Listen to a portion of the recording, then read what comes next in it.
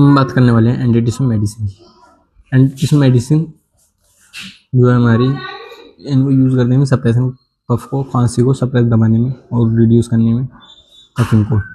Particularly हम इनको तब देते हैं जब हमारा when the cough is non productive and cause discomfort, जब हमारे कफ जो है नॉन प्रोडक्टिव हो, जिसमें हमारा म्यूकस बलगम नहीं आ रहा हो और कोज डिस्कम्फर्ट कर रहा हो, तो एंटीटिस्म मेडिसिन देते हैं। अगर हम इसकी क्लासिफिकेशन की बात करें तो हम इनको टू टाइप से क्लासीफाइड करते हैं, जिसमें हमारा सेंट्रल एक्टिंग एंटीटिस्म, एग्जाम्पल की बात करें तो कोडीन आएगा, डेक्स्ट्रोमेथोफोन आएगा, फुलकोडाइन आएगा। पेरिफेरल एक्टिंग एंटीटिस्म हमारा बेंजोनेटेड डिमल्सेंट आता है, जिसमें हमारा एग्जाम्पल की बात करें तो हनी और लोजेंस आता है। इसके बाद हम नेक्स्ट बात करते हैं इसकी मैकेनिज्म ऑफ एक्शन की बात करते हैं। Act directly on the cough centre in the medulla oblongata, suppress the cough reflex by reducing neuronal activity in the brain stem. ये दवाई सीधे ब्रेन के मेडुला ओब्लंगाटा के हिस्से में मौजूद कफ सेंटर, जो हमारी खांसी को पैदा करने वाला सेंटर होता है, उस पर असर करती है। ये ब्रेन में न्यूरॉन्स की एक्टिविटी को कम करके कफ के रिफ्लेक्स को सप्रेस करके दबा देती है और रिड्यूस कर देती है, कम कर देती है। उसके बाद हमारा पेरिफेरल एक्टिंग एंटीटिस्म होता है, जो act on sensory cough receptor in the respiratory tract, reduce irritation and sensitivity of airway receptor, preventing cough irritation. ये दवाई रेस्पिरेटरी ट्रैक्ट की सांस की नली में मौजूद सेंसरी कफ रिसेप्टर पर काम करती हैं।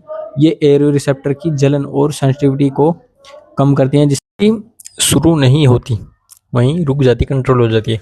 अब इसके बाद हम इंडिकेशन की बात करते हैं। तो ये ड्राई नॉन प्रोडक्टिव कफ, हम ड्राई नॉन प्रोडक्टिव कफ क्या होता है? सूखी खांसी जिसमें हमारा बलगम नहीं आता, उसमें देती हैं।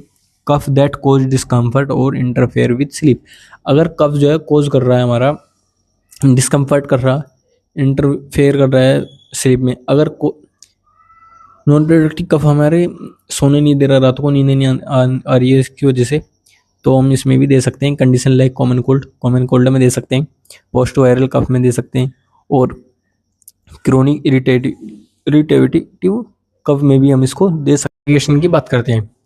सबसे पहले इसमें हमारा प्रोडक्टिव कफ आएगा। बलगम वाली खांसी में हमें इसे नहीं देनी, अवॉइड करनी है। Mucus producing condition like pneumonia, अगर निमोनिया में हमें बलगम वाली खांसी हो रही है तो उसमें हमें ये नहीं देनी, क्योंकि हमें बलगम निकलवाना है, म्यूकस को बाहर निकालना है।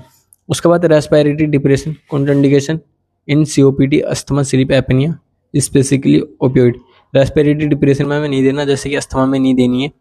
स्लीप एपनिया, अगर नींद प्रॉपर नहीं आ रही है तो उसमें नहीं देनी है। स्पेसिफिकली ओपियोइड नहीं देनी, क्योंकि ये नींद को ख़राब करेगी। उसके बाद हाइपर सेंसिटिविटी, अगर ड्रग एलर्जी, किसी भी ड्रग से एलर्जी हो रही है तो उसमें हमें हाइपर सेंसिटिविटी में इसको नहीं देना। न्यूरोलॉजिकल डिसऑर्डर में हम सावधानीपूर्वक ड्रग यूज़ करते हैं, क्योंकि हेड इंजरी का रिस्क हो सकता है और सेंट्रल नर्वस सिस्टम डिप्रेशन हो सकता है। लीवर किडनी इम्पेयरमेंट में हमें इसके नहीं दे सकते, क्योंकि मेटाबॉलिज्म में रिस्क हो सकता है। Toxin breast feeding, opioid can cross the placenta and enter breast milk. Pregnancy और ब्रेस्ट फीडिंग में हम इसको नहीं दे सकते, क्योंकि ओपियोइड क्रॉस कर देगा हमारे प्लेसेंटा को, जिसकी वजह से ये ब्रेस्ट मिल्क में एंटर कर सकता है। अब इसके हम डोज एंड रूट की बात करते हैं। तो कोडीन को हम 10 to 20 mg every 4 to 6 hour दे सकते हैं, मैक्सिमम 120 mg देंगे। रूट की बात करें तो इसमें ओरल टैबलेट देंगे और सिरप दे सकते हैं। डेक्स्ट्रोमेथोर्फोन देंगे 10 से 30 mg every 4 to 8 hours, maximum 120 mg per day. Oral tablet देंगे और सिरप दे सकते हैं। फोल्कोडाइन 10 से 15 mg देते हैं, 8 से 12 घंटे में देंगे, maximum 60 mg per day they सकते हैं। ओरल टैबलेट देंगे और सिरप दे सकते हैं। Benzonatate 100 to 200 mg every 8 hours देंगे, मैक्सिमम 600 mg दे सकते हैं। Oral capsule demulcent as needed oral देंगे। और एडवर्स इफेक्ट की बात करें तो इसमें हमारा कोडीन जो है ड्राउजीनेस, नींद आएगी, कॉन्स्टिपेशन, कब्ज हो सकती है, कर देगा। नोजिया, मतली हो सकती है। रेस्पिरेटरी डिप्रेशन कर सकता है। एडिक्शन हो सकता है इसके रिस्क की वजह से।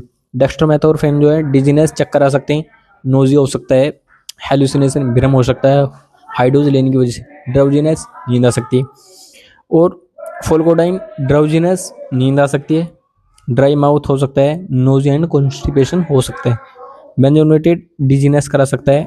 डिजीनेस हमारे चक्कर आ सकते हैं। हेडेक, हल्का सर दर्द करा सकता है। Nausea and hyper sensitivity reaction करा सकता है।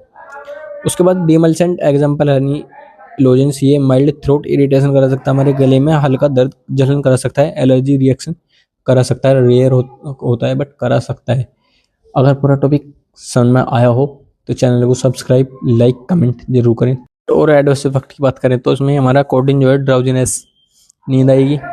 कॉन्स्टिपेशन, कब्ज हो सकती है, कर देगा। नोजिया, मतली हो सकती है। रेस्पिरेटरी डिप्रेशन कर सकता है। एडिक्शन हो सकता है इसके रिस्क की वजह से। डेक्स्ट्रोमेथोर्फेन जो है डिजीनेस, चक्कर आ सकते हैं। नोजिया हो सकता है। हेलुसिनेशन, भ्रम हो सकता है हाई डोज लेने की वजह से। ड्राउजीनेस, नींद आ सकती है। और फोलकोडाइन ड्राउजीनेस, नींद आ सकती है। ड्राई माउथ हो सकता है। नोजिया एंड कॉन्स्टिपेशन हो सकता है।